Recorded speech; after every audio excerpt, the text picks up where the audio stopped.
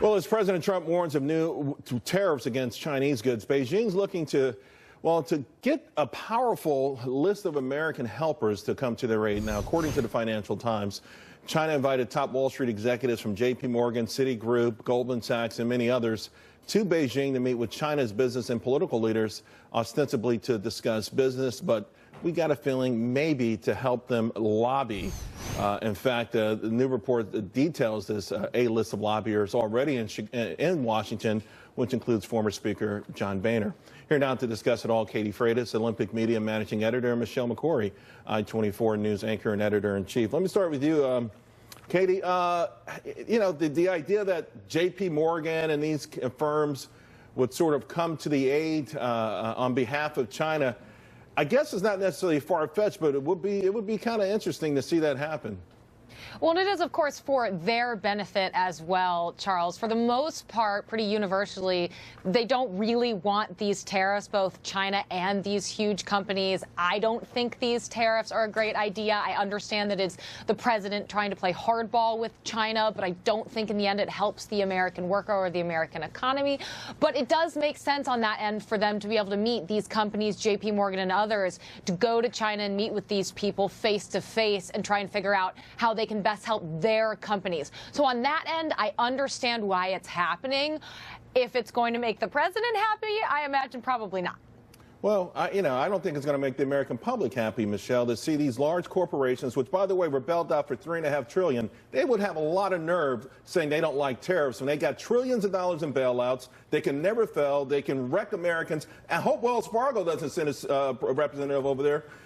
So to me, they'd have a lot of nerve and would look terrible groveling to China on behalf of President Xi. But you see, Charles, I see this, in fact, as a sign that the president's tactics are working. In terms of retaliation, China's run out of ammunition. The U.S., as we know, only ships $130 billion worth of goods to China versus the over $500 billion that China ships to the U.S.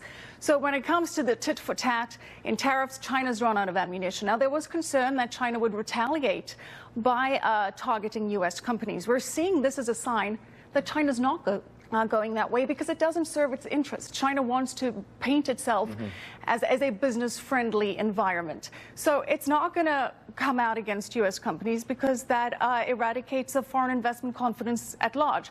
It also isn't going to retaliate by devaluing the yuan, because if it does that too drastically, then it also jeopardizes its agenda of trying to get the yuan or the renminbi positioned as a global reserve currency. It can never replace the dollar. So what are they going to do? I think this is a sign that things are working. Now, keep in mind, these business leaders that are coming over there, they want the same things that the Trump administration wants. They want more access to the Chinese markets. They want state involvement to be reduced. They want China's intellectual property theft practices to change. They want the same things that the Trump administration is campaigning for. So I see this as a potential opportunity to negotiate a win-win for both, because ultimately that's what President Trump wants: reciprocal fair trade. Also to that point, there was news out today at Boeing. They always do that 20-year outlook, and an increased 4% year over year, 6% driven by China. So the orders continue to come in. The outlook continues to increase. But I do want to also say that there's another part of this, Katie, I've been trying to hit, because I think if we're going to negotiate China doing the right thing, we should include human rights in that as well. What they've done to religion over there, Christians, but more specifically even Muslims, putting them in the camps, and now there's a report they're using high-tech surveillance systems to keep them in check. And I mean, we're talking about biometrics, voice sampling, DNA, artificial intelligence, big data, and ultimately their thing is to always monitor these people day to day, moment to moment, to perceive the level of their trustworthiness.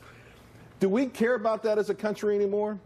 I mean, we absolutely have to. The oppression that's going on toward Muslims and certain ethnic communities in this western part of China is absolutely unacceptable. And Human Rights Watch has been screaming and shouting about this. And you have to turn and look at the United Nations and say, what are you going to do? What is America going to do?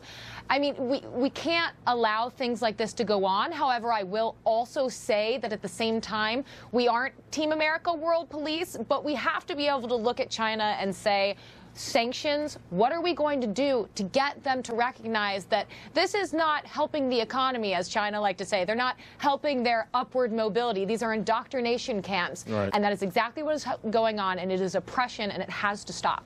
They call it eradicating ideological viruses. Ladies, thank you both very much. Meanwhile,